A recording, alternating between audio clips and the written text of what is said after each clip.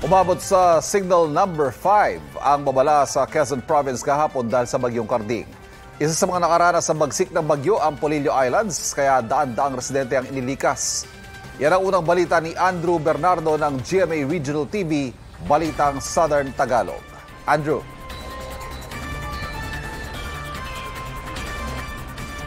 Magandang umaga, Ivan. Wala nang ulan dito sa bayan ng Infanta pero makulimlim pa rin yung panahon kahit pa itinaas yung signal number 5 sa ilang lugar dito sa bayan.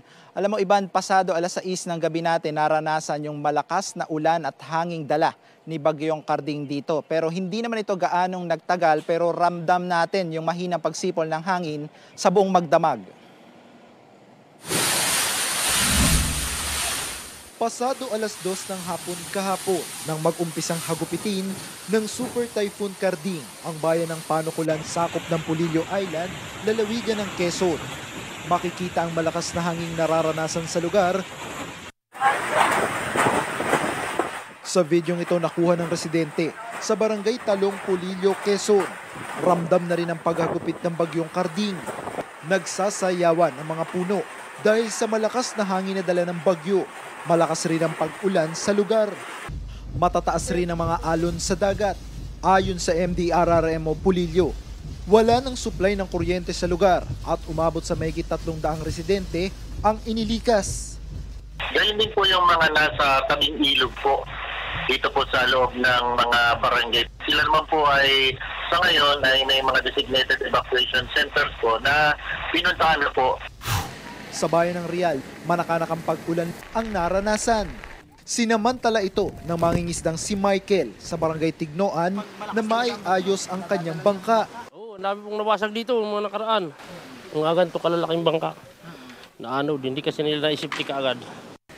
Nagmadali namang umalis ang mga turista na nasa Real. Ang provincial government iniutos ang preemptive at forced evacuation. Sa evacuation center muna mananatili ang ilang residente sa Real. Tututukan ng provincial government ang ayuda para sa mga maliliit na residente na direktang maaapektuhan ng bagyo.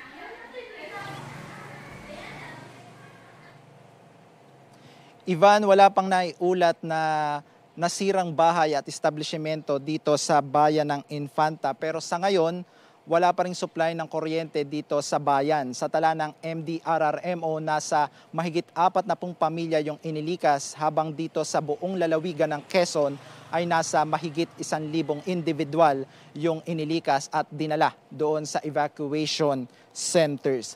Yan ang mga huling balita mula dito sa Infanta, Quezon. Ako si Andrew Bernardo para sa GMA Regional TV, Balitang Southern Tagalog. Andrew, pwede mo bang pakilarawan sa amin, personal, yung naging karanasan mo, hindi tayo karaniwan nakakakita ng bagyo na signal number 5 ang lakas. Ano ba yung naranasan mo? Kwento mo sa amin.